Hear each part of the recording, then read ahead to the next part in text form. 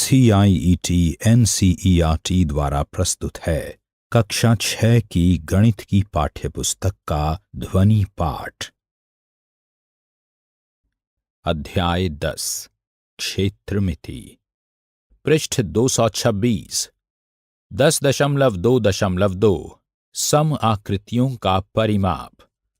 आइए इस उदाहरण को देखते हैं। विश्वामित्र 1 मीटर भुजा वाले वर्गाकार चित्र के चारों ओर एक रंगीन टेप लगाना चाहता है, जैसा कि आकृति 10.5 में दिखाया गया है। उसे कितनी लंबी रंगीन टेप की आवश्यकता होगी? चूंकि विश्वामित्र वर्गाकार चित्र के चारों ओर रंगीन टेप लगाना चाहता है, इसलिए उसे वर्गाकार चित्र के परिमाप को ज्ञात करने की आवश्यकता है। पृष्ठ 227। इसलिए आवश्यक टेप की लंबाई बराबर वर्गाकार चित्र का परिमाप बराबर 1 मीटर जमा 1 मीटर जमा 1 मीटर जमा 1 मीटर बराबर 4 मीटर। हम जानते हैं कि वर्ग की चारों भुजाओं की लंबाई बराबर होती है, इसलिए इसे 4 बार जोड़ने के स्थान पर हम वर्ग की एक भुजा की लंबाई को 4 से गुणा कर सकते हैं।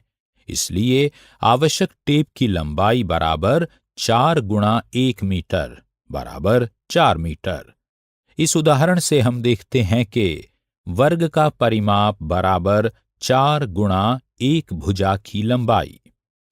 ऐसे ही कुछ और वर्गों को बनाइए और उनका परिमाप ज्ञात कीजिए। अब हम 4 सेंटीमीटर भुजा वाले एक समबाहु त्रिभुज आकृति 10.6 को देखते हैं। क्या हम इसका परिमाप ज्ञात कर सकते हैं? इस समबाहु त्रिभुज का परिमाप बराबर 4 जमा 4 जमा 4 सेंटीमीटर।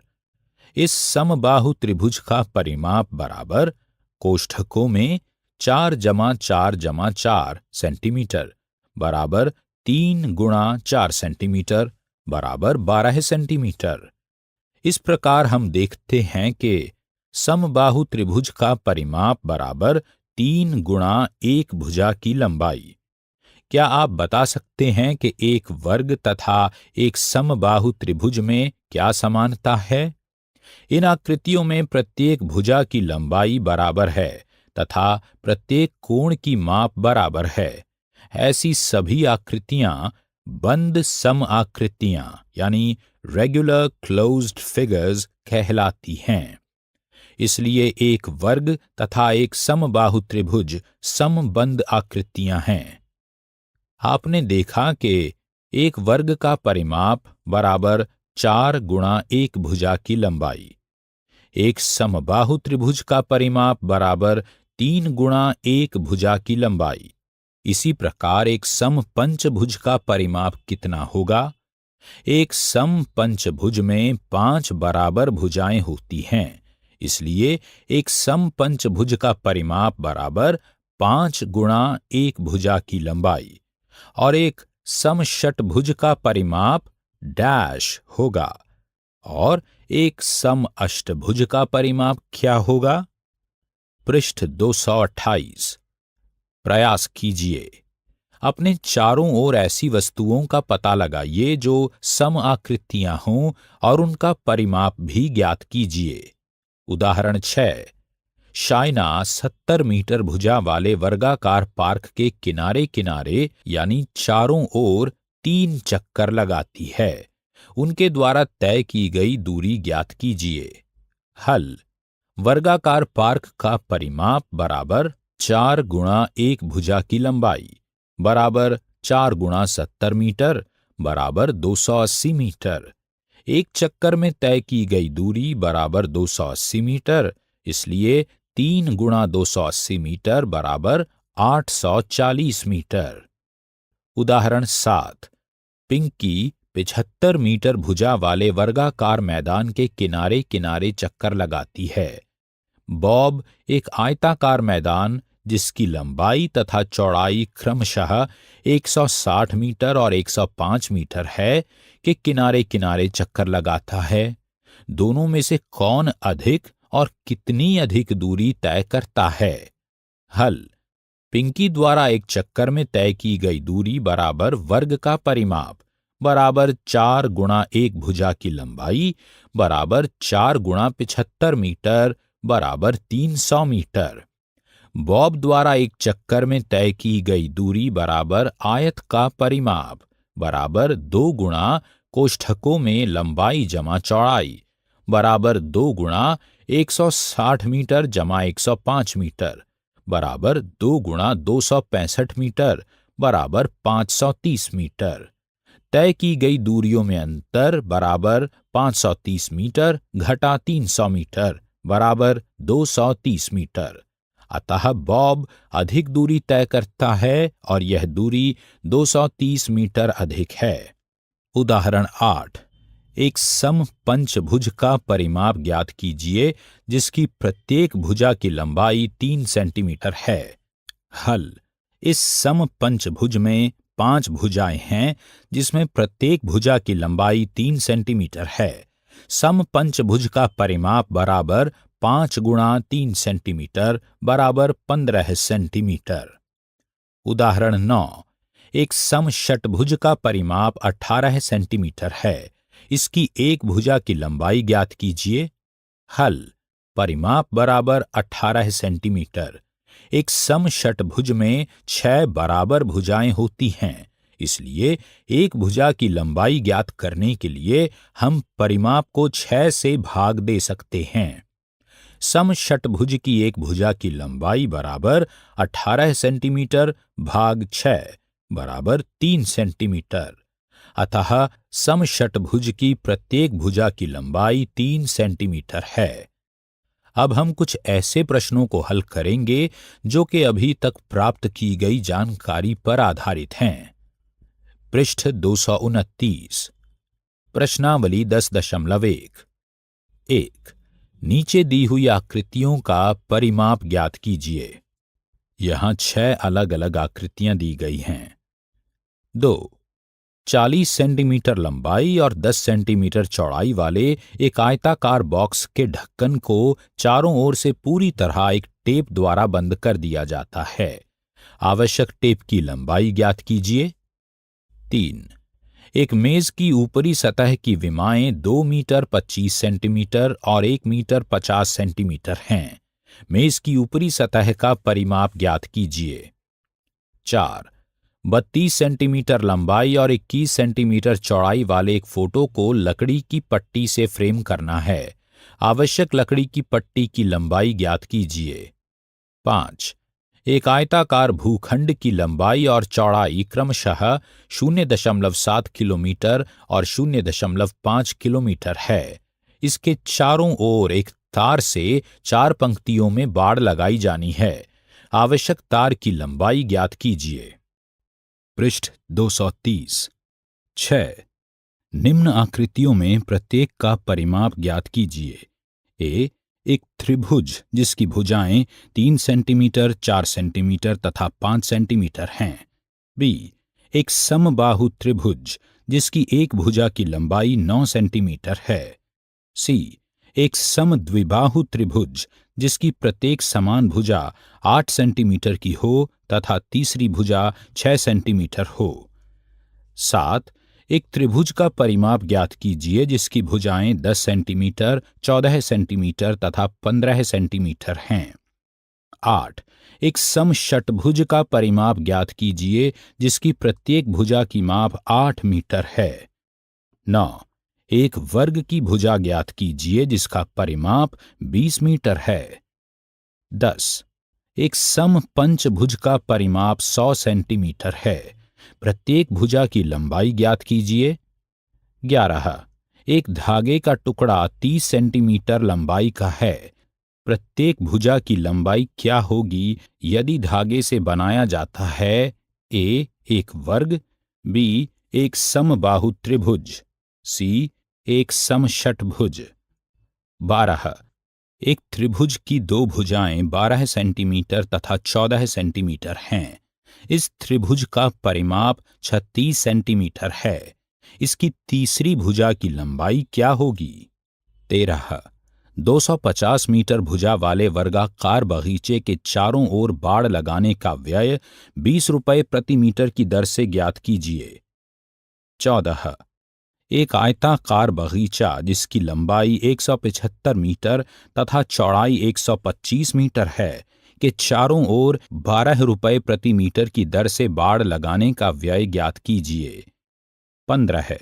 स्वीटी 75 मीटर भुजा वाले वर्ग के चारों ओर दौड़ती है और बुलबुल 60 मीटर लंबाई और 45 मीटर चौड़ाई वाले आयत के चारों ओर दौड़ती है। कौन कम दूरी तय करती है? 16. निम्न प्रत्येक आकृति का परिमाप ज्ञात कीजिए। आप उत्तर से क्या निष्कर्ष निकालते हैं? यहां 4 आकृतियां दी गई हैं। पृष्ठ 231। 17. अवनीत 9 वर्गाकार टाइल खरीदता है जिसकी प्रत्येक भुजा आधा मीटर है और वह इन टाइलों को एक वर्ग के रूप में रखता है। ए, नए वर्ग का परिमाप क्या है? आकृति 10.7 ए। बी, शरी को उसके द्वारा टाइलों को रखने की व्यवस्था पसंद नहीं आती है। वह इन टाइलों को एक क्रॉस के रूप में रखवाती है। इस व्यवस्था का परिमाप कितना होगा? आकृति 10.7 बी। सी, किसका परिमाप अधिक है? डी, अवनीत सोचता है क्या कोई ऐसा भी तरीका है जिससे इनसे भी बड़ा परिमाप प्राप्त किया जा सकता हो? क्या आप ऐसा करने का कोई सुझाव दे सकते हैं? टाइलें किनारों से आपस में मिली हुई हों और वे टूटी न हों। 10.3 क्षेत्रफल। नीचे दी गई बंद आकृतियों को देखिए। आकृति 10.8। ये सभी आकृतियां तल में कुछ क्षेत्र को घेरती हैं। क्या आप बता सकते हैं कि इनमें से कौन सी आकृति ज्यादा क्षेत्र घेरती है?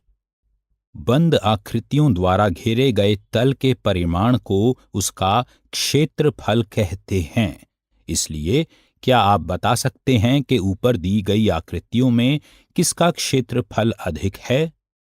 पृष्ठ 232। अब हम नीचे दी गई आकृतियों को देखते हैं। इनमें से किस आकृति का क्षेत्रफल अधिक है? इन आकृतियों को देखने मात्र से यह बता पाना बहुत ही मुश्किल है। इसलिए आप क्या करते हैं? इन्हें एक वर्गांकित पेपर या ग्राफ पेपर पर रखिए जहां पर प्रत्येक वर्ग की माप 1 सेंटीमीटर गुणा 1 सेंटीमीटर हो। इन आकृतियों की बाहरी सीमा अर्थात बाहरी रूपरेखा खींचिए। इस आकृति के द्वारा घेरे गए वर्गों को देखिए। आप देखेंगे कि उनमें कुछ पूरे वर्ग, कुछ आधे वर्ग, कुछ आधे से कम तथा कुछ आधे से अधिक वर्ग घिरे हुए हैं। आकृति द्वारा घेरे गए आवश्यक सेंटीमीटर वर्ग की संख्या ही उसका क्षेत्रफल है। परंतु यहां एक समस्या है। आप जिस भी किसी आकृति का क्षेत्रफल मापना या जानना चाहते हैं, वर्ग हमेशा उसे पूर्णतया नहीं ढकते हैं। हम इस समस्या का समाधान एक परिपाटी को अपनाकर कर सकते हैं। एक पूरे वर्ग के क्षेत्रफल को हम 1 वर्ग इकाई यानी मात्रक लेते हैं। यदि ये वर्ग 1 वर्ग सेंटीमीटर के हैं, तब एक पूरे वर्ग का क्षेत्रफल 1 वर्ग सेंटीमीटर होगा। जिन वर्गों का आधे से कम भाग आकृति से घिरा है, उन पर ध्यान मत दीजिए, अर्थात उन्हें छोड़ दीजिए। यदि किसी वर्ग का आधे से अधिक भाग आकृति से घिरा है, तो ऐसे वर्ग को हम एक पूरा वर्ग ही गिनते हैं। यदि किसी वर्ग का ठीक ठीक आधा भाग गिनती में आता है, तो ऐसे वर्ग के क्षेत्रफल को आधा वर्ग इकाई लेते हैं। इस परिपाटी से इच्छित क्षेत्रफल का अनुमान अच्छी तरह लगाया जा सकता है। उदाहरण 10। आकृति 10.10 में दिखाए आकार का क्षेत्रफल ज्ञात कीजिए। हल। यह आकार यानी आकृति रेखाखंडों से मिलकर बना है। यह आकृति केवल पूरे वर्गों तथा आधे से घिरी हुई है। यह हमारे कार्य को और भी आसान बनाता है। कैसे? 1. पूरे घिरे हुए वर्गों की संख्या बराबर 3। 2. आधे घिरे हुए वर्गों की संख्या बराबर 3। पूरे वर्गों द्वारा घिरा हुआ क्षेत्रफल बराबर 3 गुणा 1 वर्ग इकाई बराबर 3 वर्ग इकाई। पृष्ठ 233। आधे वर्गों द्वारा घिरा यानी ढका हुआ क्षेत्रफल बराबर 3 गुणा आधा वर्ग इकाई बराबर 1.5 वर्ग इकाई, अतः कुल क्षेत्रफल बराबर 4.5 वर्ग इकाई। उदाहरण 11। वर्गों को गिनकर आकृति 10.9b का अनुमानित क्षेत्रफल ज्ञात कीजिए। यहां एक सारणी दी गई है। घिरे हुए वर्ग, संख्या, अनुमानित क्षेत्रफल, वर्ग इकाई। 1 पूरे घिरे हुए वर्ग 11 11।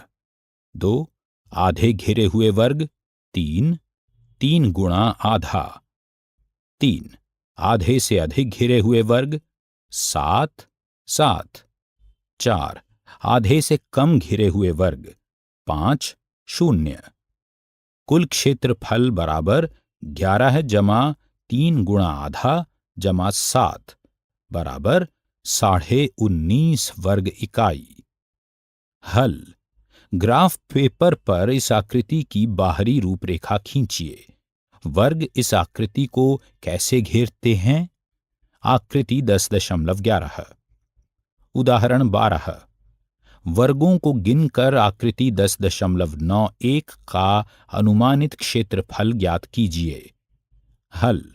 एक ग्राफ पेपर पर इस आकृति की बाहरी रूपरेखा खींचिए। वर्ग इस आकृति को कैसे घेरते हैं? आकृति 10.12। घिरे हुए वर्ग, संख्या, अनुमानित क्षेत्रफल, वर्ग इकाई। 1 पूरे घिरे हुए वर्ग 1 1। 2 आधे घिरे हुए वर्ग डैश डैश। 3 आधे से अधिक घिरे हुए वर्ग 7 7। 4 आधे से कम घिरे हुए वर्ग 9 0। कुल क्षेत्रफल बराबर 1 जमा 7 बराबर 8 वर्ग इकाई। पृष्ठ 234। प्रयास कीजिए। 1 ग्राफ पेपर पर कोई एक वृत्त खींचिए। इस वृत्त में उपस्थित वर्गों की संख्या को गिनकर वृत्ताकार क्षेत्र का अनुमानित क्षेत्रफल ज्ञात कीजिए। 2 ग्राफ पेपर पर पत्तियों, फूल की पंखुड़ियों तथा ऐसे ही अन्य वस्तुओं को छायांकित कीजिए और उनका क्षेत्रफल ज्ञात कीजिए। अभी आप सुन रहे थे कक्षा 6 की गणित की ध्वनि पाठ्य पुस्तक। वाचन स्वर गौरव मारवा। निर्माण सहयोग सौम्या मलिक।